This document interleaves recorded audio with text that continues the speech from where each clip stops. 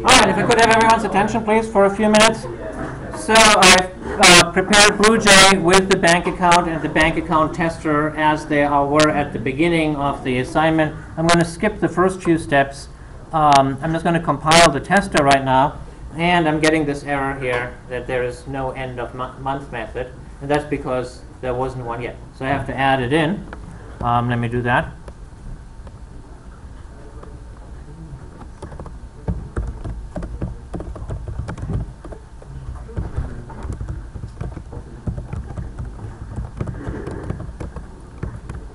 So here's my method. And now when I compile this class here, it'll compile fine because now the method is there. I realized that the body of the method is completely blank. I will fix that shortly. Now we can run the tester. And things are not quite as expected. So after the first withdrawal and deposit, I'm okay. But then at the end of the month, I still have $1,500 and my fees have not been deducted. That's not surprising because I didn't do anything to have them deducted yet. So I have to deduct the fees. And this problem has been carefully constructed so that you must introduce another instance variable. That I said you can only deduct the fees at the end of the month. So we must keep track of them. Every time that an object needs to keep track of something, you need to put in a variable. So where do the variables go? They always go on the top of the class by convention. Yes, you could put it all the way in the bottom or in the middle, but the convention is you put them on the top. So I'm going to put my variable there as well.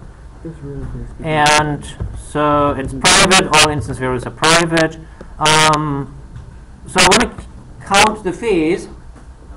So what should I call it? So I actually called it transactions when I did it, but I could call it fees. You know what? That's actually smarter because it's shorter. So, and I'm making it an int. It doesn't hurt to make it a double, but since, you know, actually, okay, it doesn't matter. So here they are. Now, in the constructor, it's a good idea to set them to 0. When I deposit, then I have to add 1 term. In the withdrawal, I have to add 1 term. Wouldn't it be better to have a counter and then just at the end multiply the counter by a constant, so the interest rate or the fee could be changed? That probably would be better.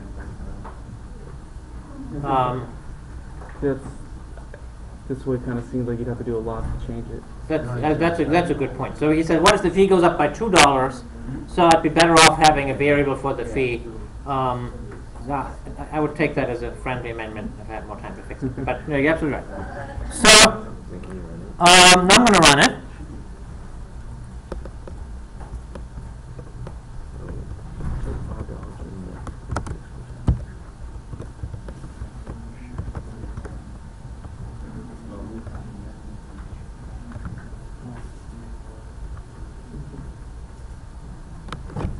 Wow, that didn't mean any good at all.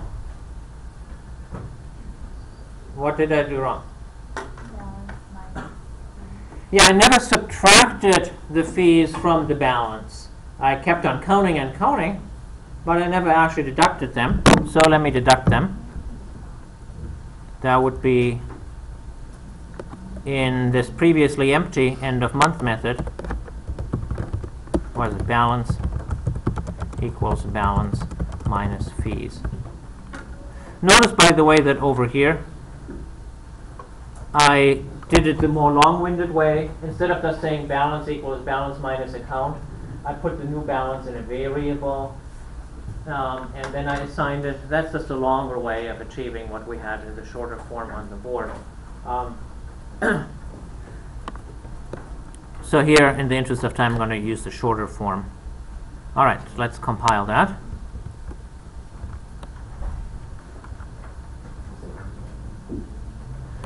All right, $1,500, that's fine. $1,498, that's fine. So my $2 fee was subtracted.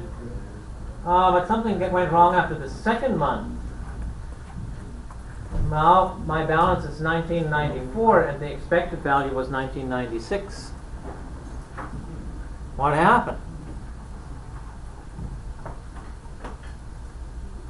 So I had 1498 in the bank.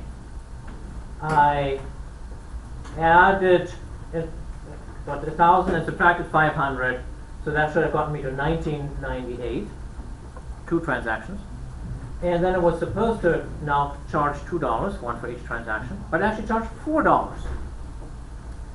Why did it charge $4? Yes. So the best way to figure that kind of stuff out is to make a little picture. What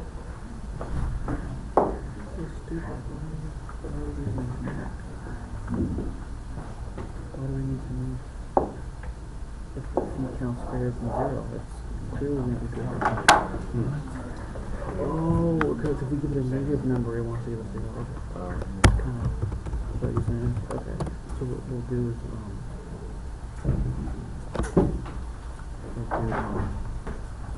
fee equals fee count equals max fee count times,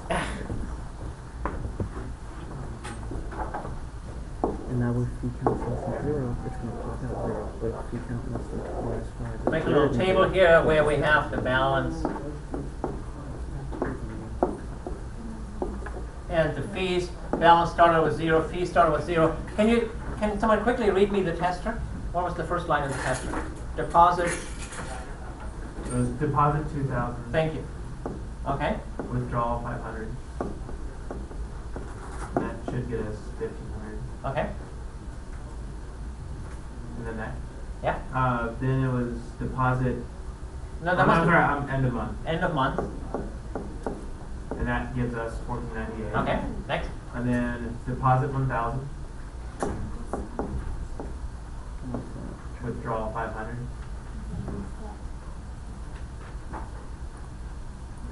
Oh no, there's 1498. I see. Yeah. 998. Yeah, it doesn't okay. because there's not 5 transactions, so it doesn't subtract. And then end of month Let again.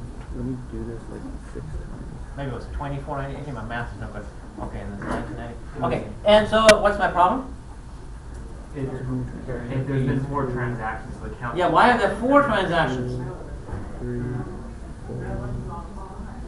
4. So at the end of the month, it should reset the other That is transactions. exactly right. So at the end of the month, I need to reset the transactions.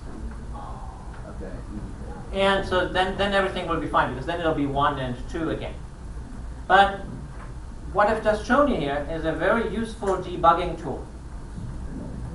It's incredibly high tech. You have to take a piece of paper, you know, the kind of stuff that they manufacture out of wood fibers, and on that piece of paper you write down what each of the variables is using what's called a pencil. And, you know, it's a scientifically engineered instrument that can deposit like little pieces of graphite onto said paper. So they just recently invented them. That's why you don't know yet about them. And every computer scientist should have that. They're the single most important tool that you can have.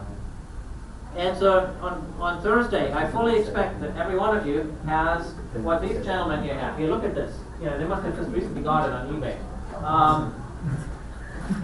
And then you can run these quick and dirty calculations, these quick and dirty simulations as you're doing it, because it's easier when you doodle along than to do it in your brain. All right, so how do you reset then? oh, that's easy. Let me do that. No, it's still not working. In the end of month method, you say fees equal 0.